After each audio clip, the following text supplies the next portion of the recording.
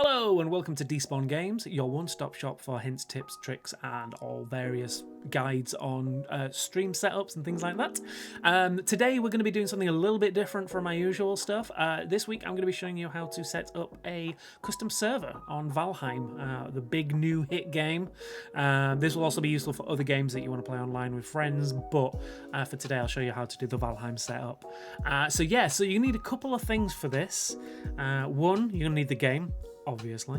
And number two, you're going to want use a server. So you can do it locally, but that means giving out IP and port details. What I'm going to do today, which I think is the simplest option for everyone, is using a site called gPortal. There are other sites like them, but I think I found a gPortal to be the simplest for setup. So we're going to go show you how to set that up with them, and obviously how to set it up in game. So first things first, let's just jump straight in, shall we? So you're going to need to jump to the website we've got here, gPortal. Links will be for everything below. So yes, I'll go through those. So obviously, as I say, you can see you've got various games that it supports, tons of games. We're going to be using Valheim as the example because obviously that's the big new hit. So we'll jump in there, hit Valheim. So obviously server hosting, so you can select the size and length that you want the server for. For me personally, I'm sticking with a 30-day slot for 10 people, mainly because Valheim only supports a maximum of 10 people anyway. But hopefully as the game grows, with it being early access, they'll maybe support more people. So if you need to, you can increase the slots on your server, things like that. But yeah, we'll show you quickly. So we'll do order now. Again, here we go. It'll give you all the things you need to set. You can select the maximum number of people you want on your server. You can select the amount of days you want that server for. And again, you can select the location. With the location, select somewhere close to you. For me personally, I'm in the UK, so I will select England, London. But again, it'd be either where you are or where the majority of your players are. So if you've got a lot of people in the US, maybe look at setting up a US server and jumping onto there, whatever works for you. So once you've done that, obviously hit continue, enter your login credentials, either an email. You can link it to things like Twitch, Xbox Live, sites like that. So if you ever want to use one of those accounts just to use it as simplicity for easy to remember. And then obviously payment method, it uses your credit card details, or you can use PayPal. So if you want that little extra security just to make sure that you're comfortable using PayPal, you can do that. So there we go. So once that's set up, we'll jump to my servers setup. So you can see there I've got my server for Valheim already. So you'll just jump into your server. You can see all the various options for your server. The main thing we want to do at the moment is go to the basic settings, which if I move over, you can see on the left here. So again, select basic settings, and in here is the main crux of what you're going to want to set up for your server. So in here, you'll have your IP and your port details at the top. Make a note of those, you'll need those later. You'll also want to set up a password for your server just to limit who can access it. So anyone with the port and IP can't just jump straight in, they'll need the password as well.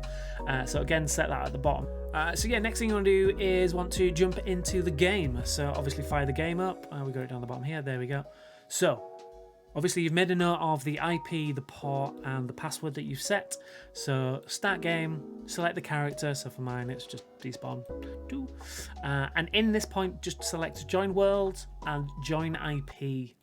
And then in there, obviously, enter in the IP and port details for your server. So we'll do that there. You can't see mine because I'm going to hide them after I've edited.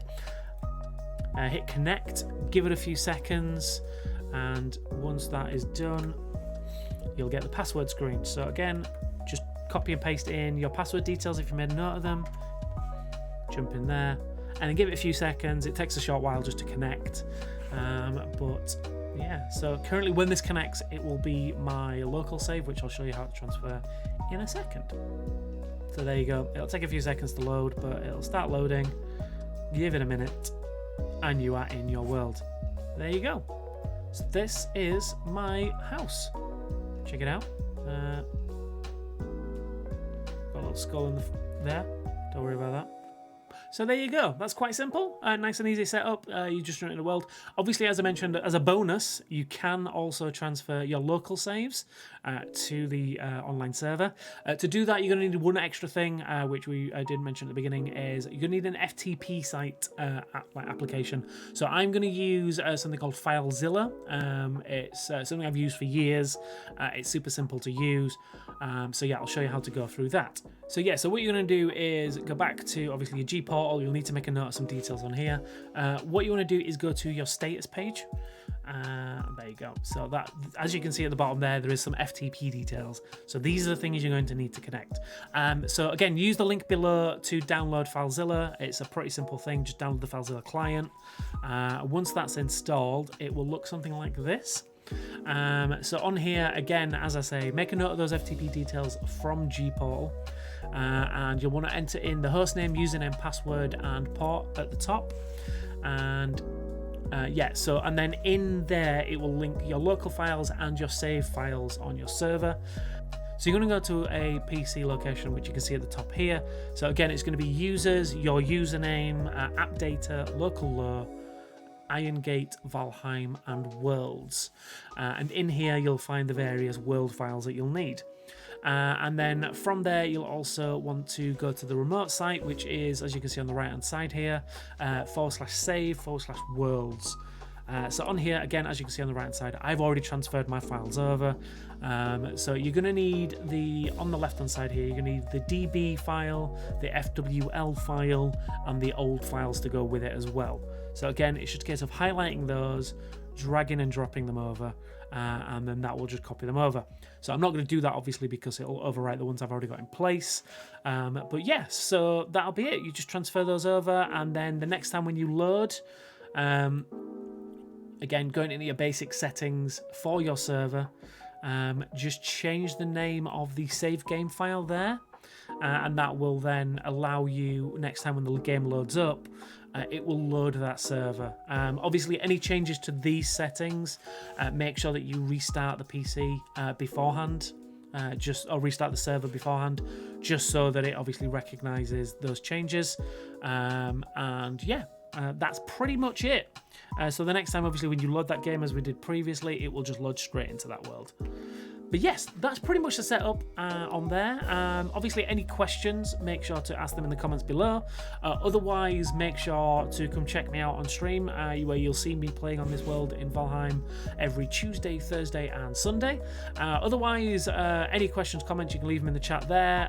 But until next time, thank you for watching, and goodbye.